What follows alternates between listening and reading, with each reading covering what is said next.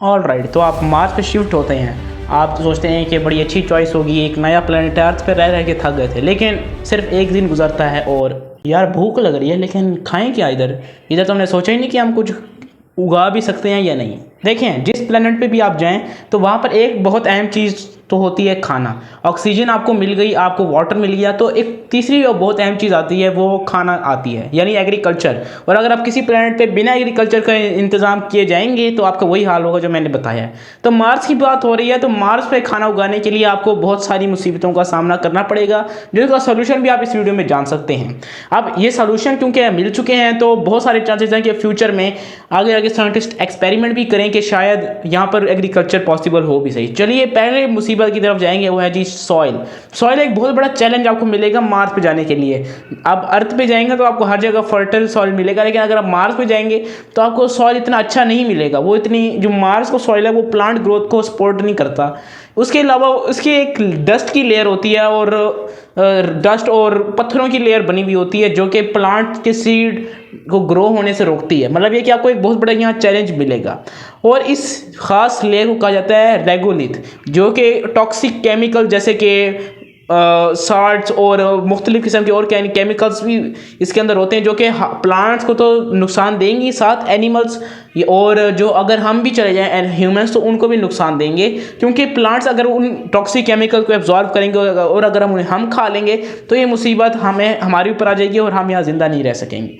अब इसको सूटेबल बनाने के लिए हमें कुछ करना पड़ेगा, जैसे कि हम न्यूट्रलाइज कर दें इन केमिकल को माइक्रो ऑर्गेनिज्म या केमिकल ट्रीटमेंट से। और ये एक बहुत ही मज़ेदार और ज़बरदस्त यानी कि एक इफेक्टिव सोल्यूशन है इसका, कि अगर हम माइक्रो ऑर्गेनिज्म डाल दें तो ऑटोमेटिकली कुछ ही सालों में इन तमाम केमिकल्स को बैलेंस कर देंगे और इनका हमारे ऊपर इफेक्ट कोई नहीं होगा। और या तो हम बायोटेक्नोलॉजी भी यूज़ कर सकते हैं इस मुसीबत से छुटकारा पाने के लिए।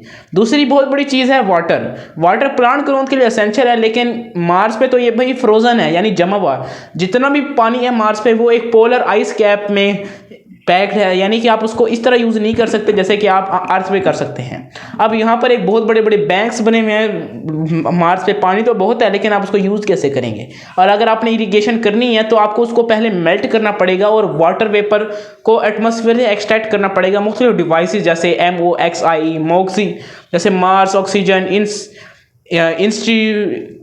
पर ऑक्सीजन बहुत मिकदार में पाई जाती है, हाइड्रोजन भी पाई जाती है। तो ये खास किस्म का डिवाइस है जो MOXIE नाम का डिवाइस है। ये ऑक्सीजन और हाइड्रोजन को मिला के पानी बना देता है, लेकिन ये इतनी मिकदार में नहीं होता कि आप इसको पी भी सकें। ये सिर्फ इरिगेशन के लिए काम आ सकता है, लेकिन फिर भी एक इफेक्टिव सोल्यूशन तो है।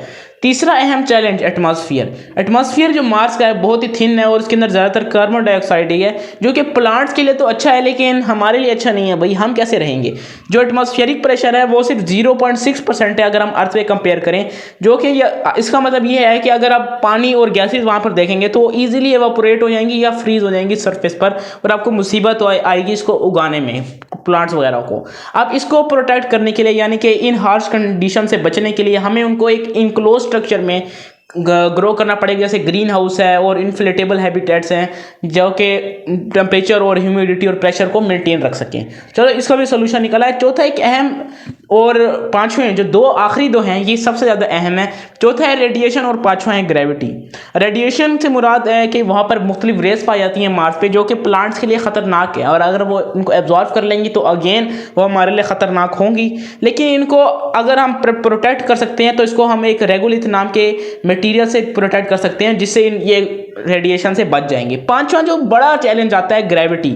मार्स की ग्रेविटी 38% है अर्थ की ग्रेविटी का, और अगर हम मार्स में रहना चाहते हैं तो हमें कुछ करना पड़ेगा। जैसे कि अगर हम चाहते हैं कि प्लांट्स लो ग्रेविटी पे अडेप्ट हो जाएं तो हमें जेनेटिकली मॉडिफाई करना पड़ेगा या आर्टिफिशियल ग्रेविटी यूज़ करनी पड़ेगी। लेकिन जेनेटिक इंजीनियरिंग क्योंकि अब बहुत आगे बढ़ गई है तो ये हम तमाम काम भी कर लेंगे। तो दोस्तों ये है, अगर आप जाना चाहते हैं मार्स पे और अगर आपको एग्रीकल्चर का इंतज़ार है, मतलब आप एग्रीकल्चर देखना चाहते हैं कि आप वहाँ हो सकती है या नहीं, तो यही था जो आज की वीडियो का टॉपिक है। अगली वीडियो मिलेंगे, तब तक के लिए बाय।